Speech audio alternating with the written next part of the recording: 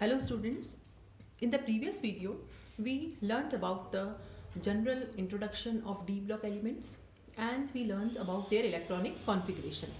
Now today we'll discuss some physical properties of transition elements. The first property that we are going to discuss is atomic size.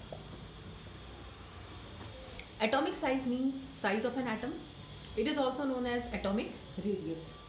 Now the first we'll discuss across the series.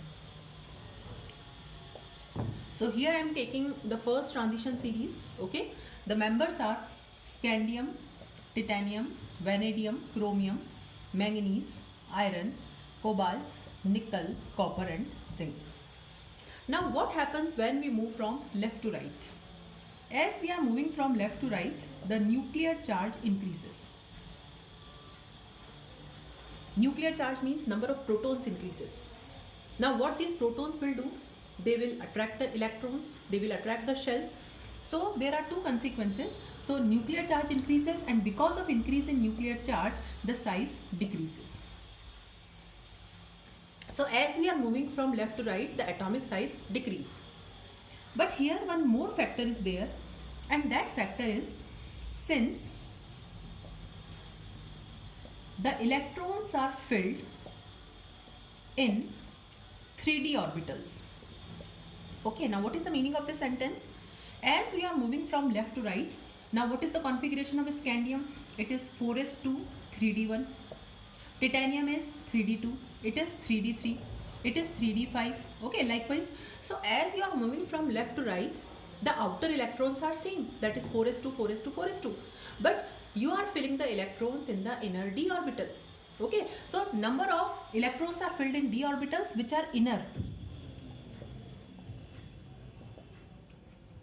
Okay, so as inner electrons increase, shielding effect will increase. Okay, now what is the meaning of shielding effect? We know shielding effect means the inner electrons will provide a shield to the nuclear attraction. So nuclear attraction will not reach to the outer electrons. Consequently, the size increase. Okay, and this shielding effect is prominent after the middle of series, that is from chromium. So as we move from left to right, there are two factors which are operating. First is there is nuclear charge which continuously increase, and because of this increased nuclear charge, the size decreases. Another factor is as we are moving from left to right, due to increase in number of inner electrons, the shielding effect increases, and because of which the size increase. Okay, and this shielding effect is prominent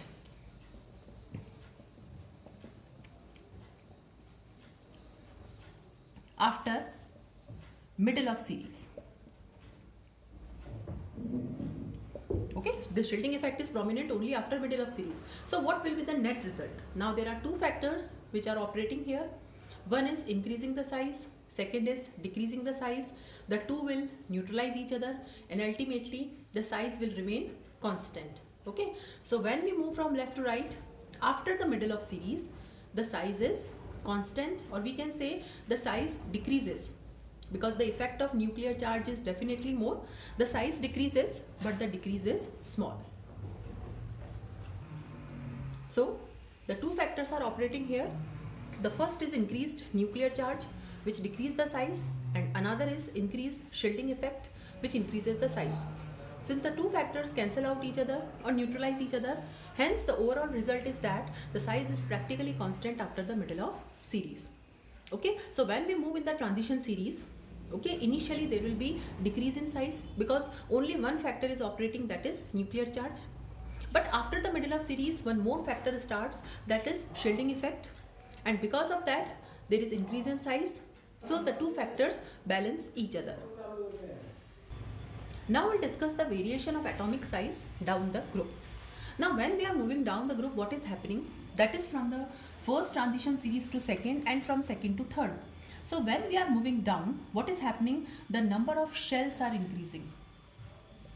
And because of this number of shells increase, the atomic size should increase. Okay, because when we are moving down, the shells are increasing. For example, 4 shells are there. 5 shells are there and 6 shells are there. So atomic size should increase. But one exception is there here. And what is that exception? The elements of second and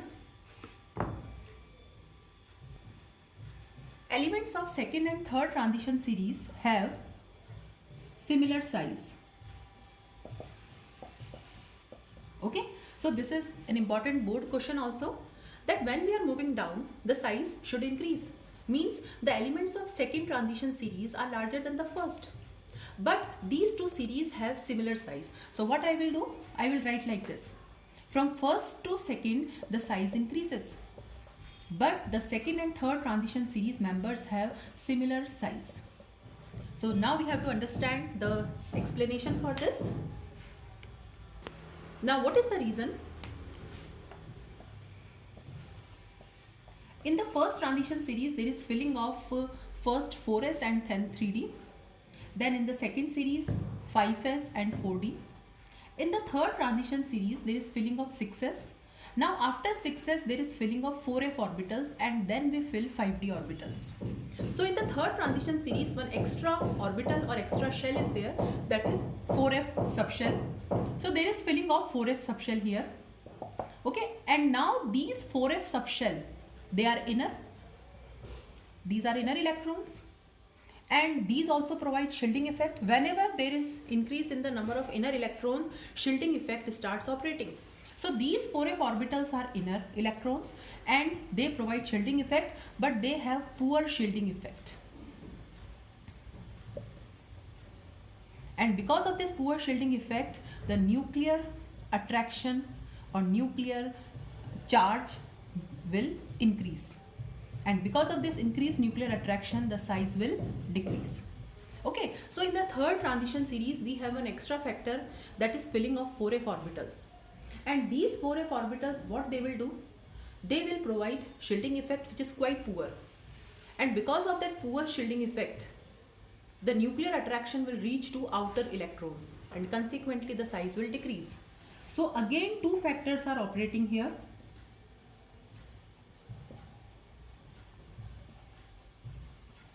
Okay, the first factor, that is increase in number of shells, due to which the size increases. Okay, so first factor is increasing the size, and second factor is poor shielding of 4f electrons, due to which the size decreases. Okay, so these two factors will balance each other, they will neutralize each other, and ultimately the second and third transition series members have similar size. So this is how atomic or the atomic size or atomic radius vary in a series also and in a group also. Now the second physical property that we are going to discuss is metallic character and enthalpy of atomization. Okay, now what is the meaning of this? All transition metals, all transition elements are typical metals. Okay, now typical metals means they show all the characteristics of metals. They are hard, they have high density. Okay, so I will write hardness they show, they have high density, they have high melting points and boiling points. They are good conductors of heat and electricity. They are malleable and ductile. Okay, and they possess a typical metallic lattice. Now what is the reason for this? Why the transition elements are typical metals, or why the transition elements show metallic character? This is due to strong metallic bonding between unpaired d electrons. Okay,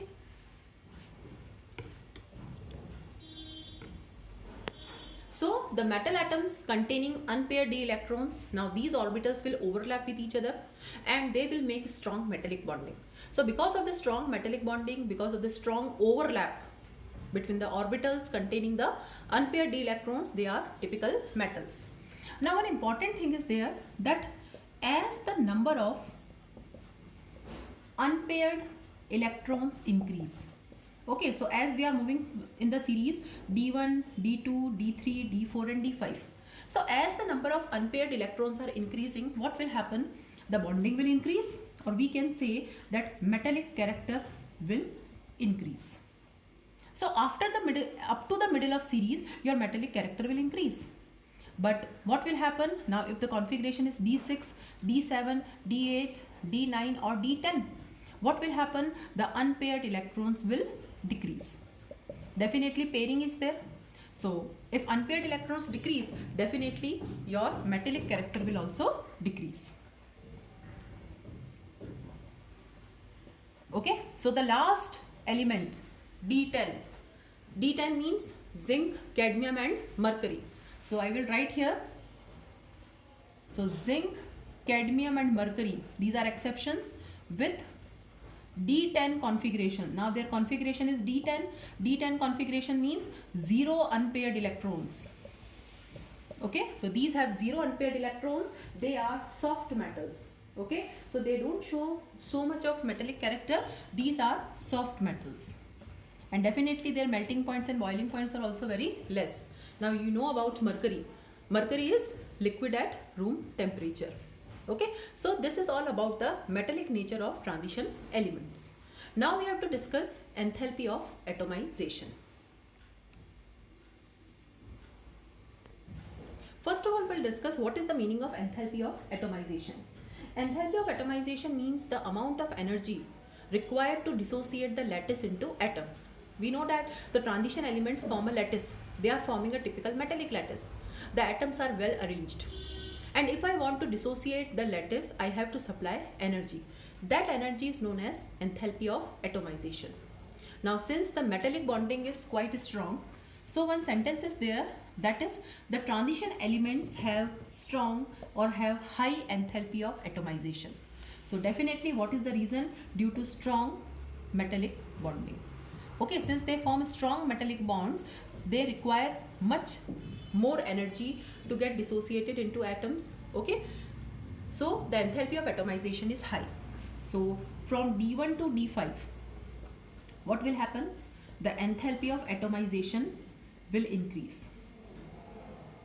Okay, and again from D6 to D10, the enthalpy of atomization will decrease. Okay, now those elements which have D5 configuration, okay, now D5 configuration means 5 unpaired electrons are there.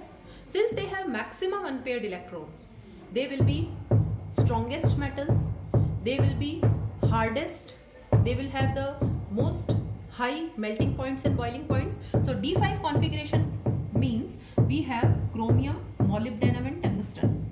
Now these three elements, these have D5 configuration.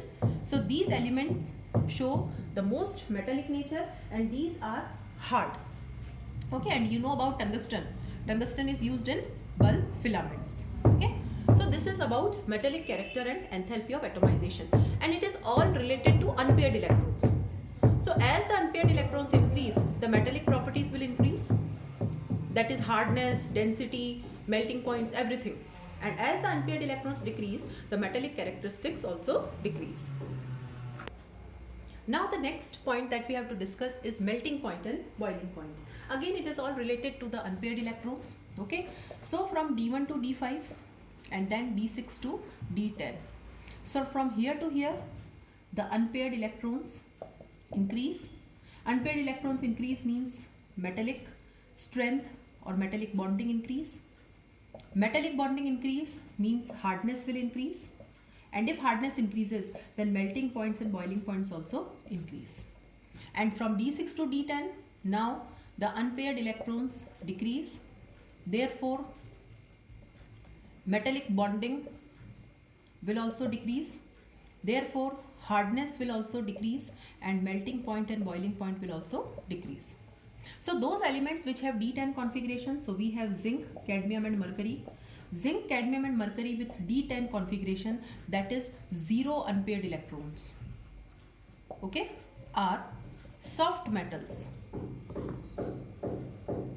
with low melting points. Okay, so this is the next point, that is melting point and boiling point. Now the next physical property is ionization enthalpy. We all know about ionization enthalpy. What is the meaning? This is the atom, this is the nucleus, this is the electron. If I want to remove this electron, I have to supply energy. So whatever energy I am supplying to remove this electron, this is known as ionization enthalpy. This ionization enthalpy is directly related to size and nuclear charge.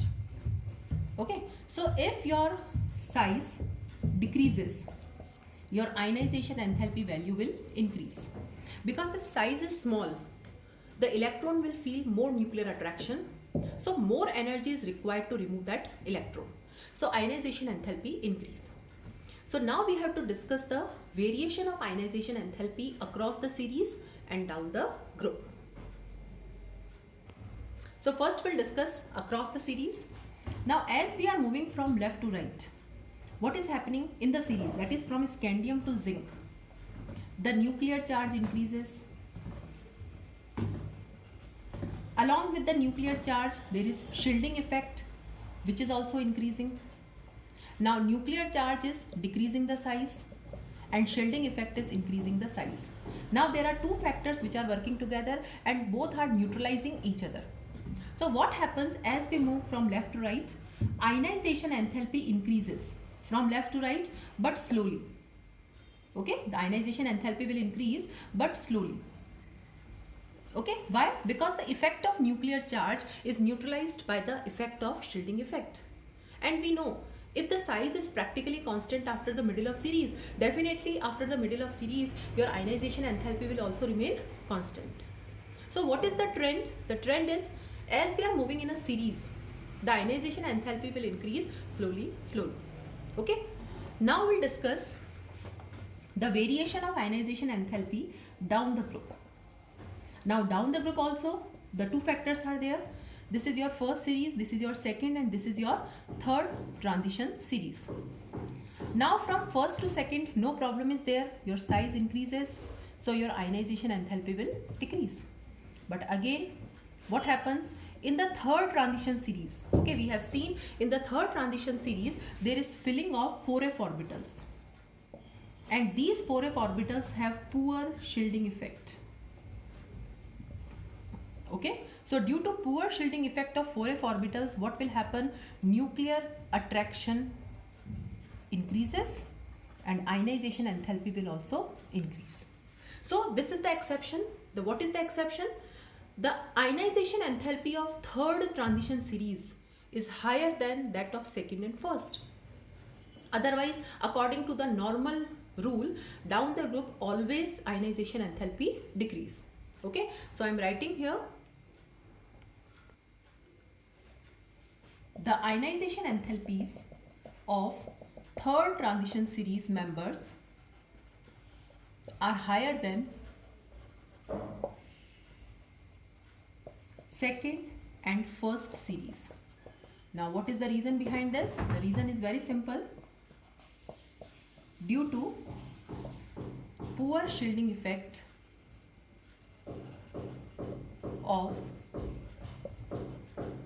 4f orbitals in the third transition series. Okay, so this is the variation of ionization enthalpy. Now when we discuss the variation of ionization enthalpy, there are certain exceptions which we can see. Now what are the exceptions? When the configuration is half filled, that is in case of chromium we have seen 4s1 3d5, or fully filled. Now fully filled we have seen in the case of copper, that is 4s2 3d10. The ionization enthalpies are higher than their neighbors. Okay, so the elements which have stable half filled or fully filled configuration, their ionization enthalpy values will be much larger than their neighbors.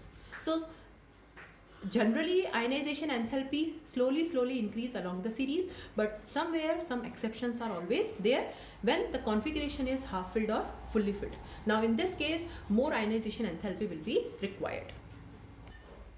Now we'll discuss the next most important property, that is the oxidation state. Okay, oxidation state means how many electrons are involved in the bonding. Now in this case some points are there. So the first point is, that is very important, transition elements show variable oxidation state. Now what is the meaning of variable oxidation state? They will not show a single oxidation state. Suppose if I ask you what is the oxidation state of sodium, you will say +1. Sodium will always show +1 state. But in case of transition elements, 2 or more oxidation states are shown. For example, iron, it can show +2 also and it can show +3 also. Copper, +1 and +2. Likewise, there is manganese, which can show the oxidation states from +2 to +7. So they show large number of oxidation states. And what is the reason behind this? The reason is, this is an important board question, the reason is, this is due to participation of Ns and N-1 d electrons in bonding. So in the bonding, both will participate. S orbitals will also participate and d orbitals will also participate. That's why they show large number of oxidation state. Okay. Now you can see this table. This table is not for learning purpose. It is only for understanding purpose. So I have written here the members of the first transition series, that is from scandium to zinc. Their configuration is there and what oxidation states they show, it is written over here. Now you can see that scandium shows +3 oxidation state. Why? Because after loss of 3 electrons, it will acquire stable noble gas configuration. Now the remaining members will show +2 oxidation state. The +2 oxidation state is due to loss of 4s electrons. So 4s electrons are lost together. Okay, so 4s2, 2 electrons will be lost. So all the members will show +2 oxidation state. Now after loss of 4s electrons, the d electrons are lost one by one. For example, titanium will show +2. This is due to loss of 4s electron. Now +3. +3 means 2 electrons from 4s and 1 electron from 3d. Likewise, 2 from here and 2 from here, so +4. And what is the most stable oxidation state? Here it is +4. Okay, so you can see that as the number of unpaired electrons are increasing, the oxidation states are also increasing. Manganese having highest number of unpaired electrons, it will show the highest oxidation state of +7. Now from iron onwards, the unpaired electrons are decreasing. And if the unpaired electrons are decreasing, the oxidation states are also decreasing. Zinc with 0 unpaired electron shows only +2 oxidation state. +2, that is due to loss of 4s electrons. Okay, so transition elements will show a variety of oxidation states because in the bonding, s orbitals as well as the d orbitals are taking part. The element having maximum number of unpaired electrons show the maximum number of oxidation state. There are few elements which show only single oxidation state. One is scandium, that will show +3 only because after loss of 3 electrons, it acquires noble gas configuration. Likewise, zinc with 0 unpaired electrons will show only +2 oxidation state. So these are few points which are related to the oxidation state concept. Except scandium, the most common oxidation state is +2. Scandium will show +3 state to acquire noble gas configuration. The maximum number of oxidation states will occur in the middle of series because in the middle of series, the unpaired electrons are highest. In the +2 and +3 state, the bonds formed are ionic because if an element is showing +2 and +3 state, it can lose 2 or 3 electrons. But if suppose the element is showing +7 state, it is not possible for an element to lose 7 electrons. So definitely it will share. So in the higher oxidation state, the bonds are covalent, but in the lower oxidation state, the bonds are ionic. Likewise, in the group also, the oxidation state will increase with increase in the atomic number. Okay, means the stability of higher oxidation state will increase down the group.